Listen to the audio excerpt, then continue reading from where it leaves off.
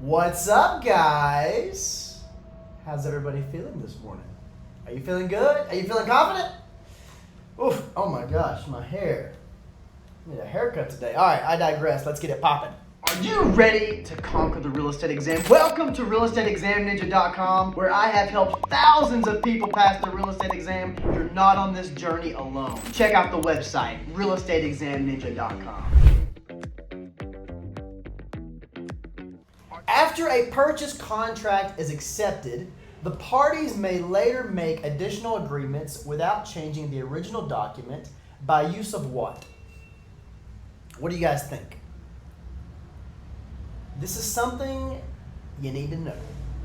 All right? All right. A revision, an addendum, contingency, which of these four?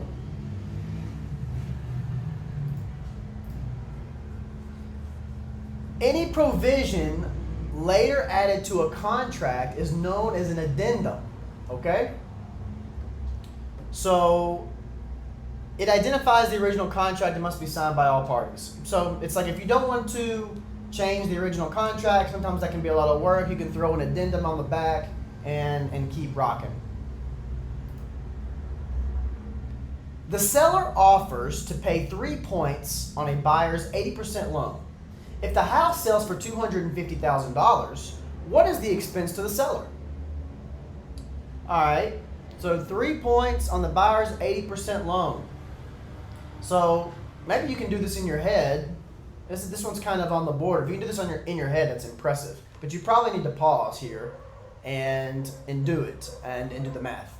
All right, I'm going to pick one at random since I'm doing a video and do not have time to do the math. So here's the math. All right, so we convert 80% to a decimal, and so 250,000 times 0.8. That is the loan amount, okay?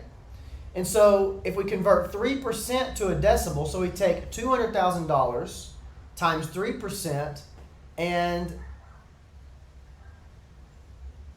I got confused for a minute because you can see it says $600 versus $6,000, but I need to make an edit there. So $6,000, that's the cost of the points. Does that make sense to you guys? Again, this right here should be $6,000. Right here you can see it, $6,000. John Fitzpatrick holds $800 in security deposits from the 6 tenants in his apartment building when he sells the building to Helen Baker. The tenants can expect a return of their security deposits from... All right, so let's think about this. So when John closes, the person conducting the closing, Helen, so he sells it to Helen. Okay, so they get their security deposits back when they, you guys know this, when you move out, it doesn't matter who the owner is. When you move out, the owner, doesn't matter who the owner is again, can see, is everything okay? Did you trash the place? So it's going to be upon termination of the lease. And again, I've said this in other videos, but a lot of this is common sense. A lot of this stuff you don't have to study for. You can just use your brain and come and find the correct answer. An owner is planning to build on a newly purchased property. Zoning laws state that no improvement may exceed 50 feet in height. Architectural guidelines limit improvements to 45 feet in height, and the deed restriction states that the maximum height to be 30 feet. What is the tallest building the owner can legally construct? All right. Zoning laws state that no improvement may exceed 50 feet in height. Okay, so it looks like we've got a deed restriction here at 30 feet. So, So what do you guys think? If there's a deed restriction at 30 feet, I'm going to guess it's 30 feet.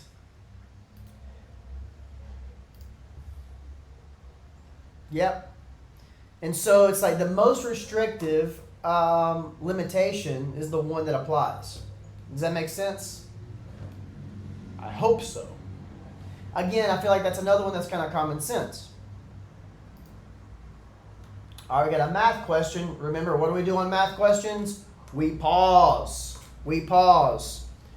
Jeff paid a total of $10,500 in mortgage interest and $1,500 property taxes this year. If they are in the 28% tax bracket, their tax savings is what? All right, I'm going to pick one at random. The taxpayer is permitted to deduct $12,000 from earned income. At the 28% tax rate, the savings would be $3,360. And here we show the math. Okay? Does that make sense? Do you guys have questions, concerns, comments? Let's keep rocking. Which of the following is not a physical characteristic of land? What do you guys think?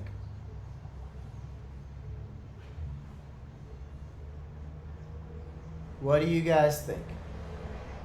I'm going to pick one at random. Indestructibility, immobility. What do you guys think? The correct answer is situs. It's an economic characteristic of land, not a physical characteristic. Okay? That one's a little tough. I believe situs is a Latin word. And I could not tell you off the top of my head the meaning in Latin. Maybe somebody can you Google that and put it in the comment? I'm actually I'm curious if someone knows where that word derives from. Failure to act. Okay, next question. Failure to act timely to have a court-enforced deed restrictions may result in the violations being allowed, because the legal concept. This is the legal concept called what? Okay, if you're not acting in a timely manner. What's it called, guys? Non-conforming use, laches, constructive notice, injunction. What do you guys think?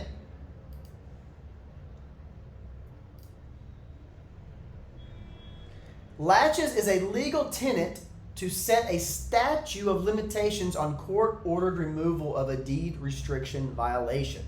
Okay? All right. Vocab, guys. It's impossible to fail this if you guys learn the vocab. Which, by the way, I've got on realestateexamninja.com. All right, let's keep going.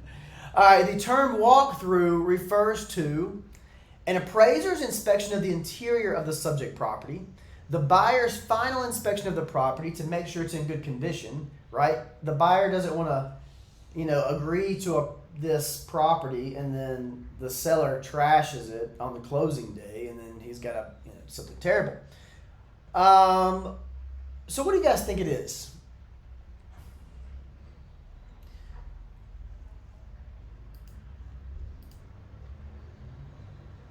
And that's it. The buyer wants to make sure that 24 hours before closing, walk through the property is what they think they're buying, right? Nothing's changed.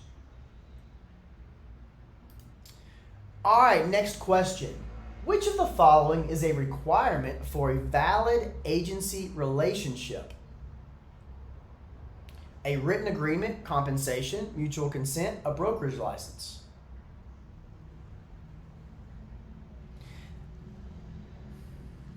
What do you guys think? Written agreement, compensation, mutual consent, brokerage license.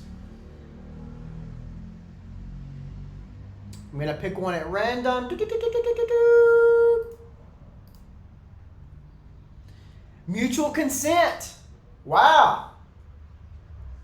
Of the listed suggestions, only mutual consent is required. Agency is sometimes formed by the behavior of the parties. Compensation is generally a result of the completion of the task. Licensure is immaterial in agency. Okay? Important.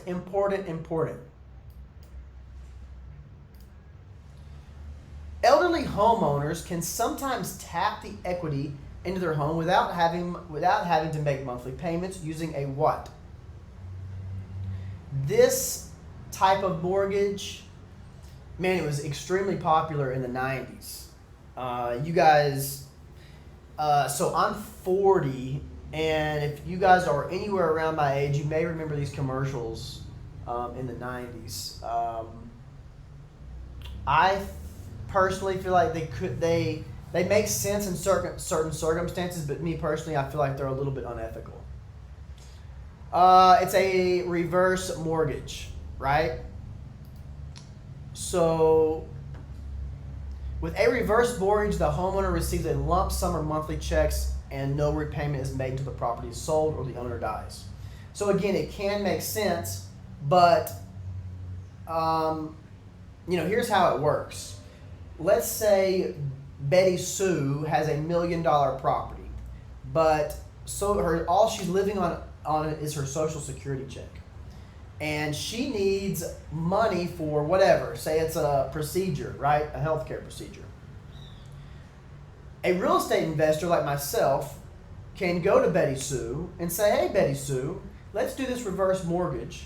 I'll give you, let's say Betty Sue's 80. I'm going to guess she's going to live 5-10 more years. I give her $300,000, right?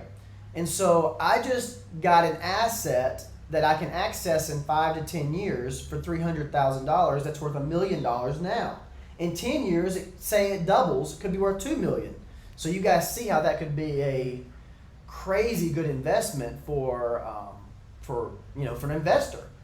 I don't really think they're ethical.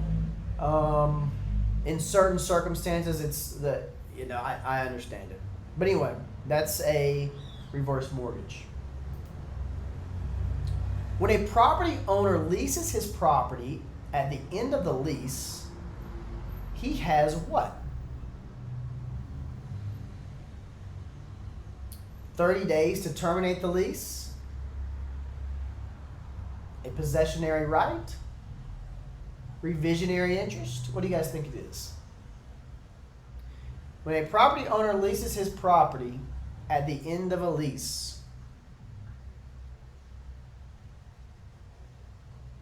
I'm going to pick one at random. Let's see what the answer is.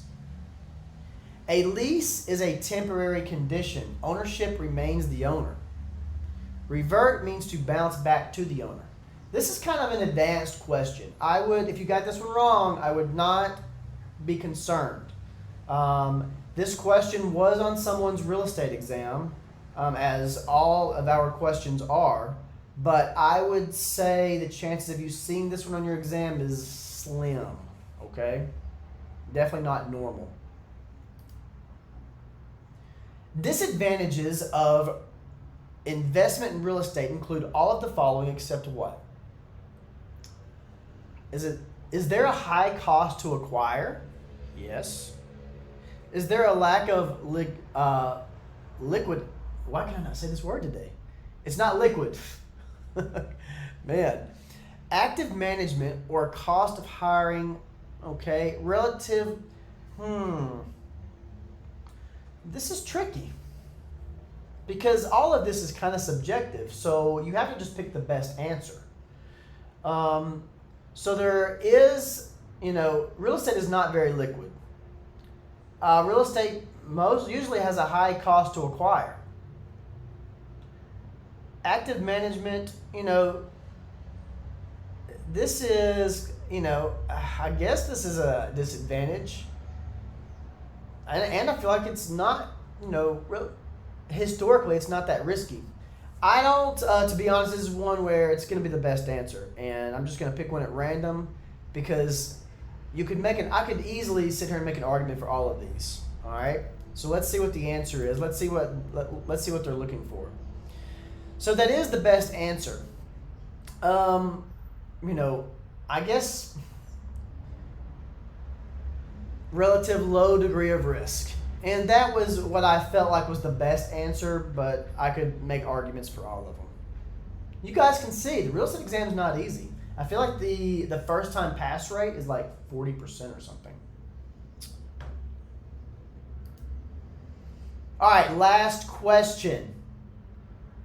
The provisions of the Real Estate Procedures Act apply to what? Settlement Procedures Act. This is a tough one. All mortgages except home equity loans, all residential mortgage loans, installment contracts, 1 to 4 family residential. Real Estate Settlement Procedures Act. You gonna pick one at random? No, I'm gonna pick this one at random. RESPA covers federally related 1 to 4 family mortgage loans, including equity loans. Okay? So it does not, it's not for commercial. 1 to 4 family residential mortgage loans. All right, guys, I hope this was helpful. If you guys are studying for your real estate exam, check out our content at realestateexamninja.com, where our real estate questions are coming from prior students. So we're able to feed you the absolute best material that's going to be on the exam. All right, guys, have a good day. Bye.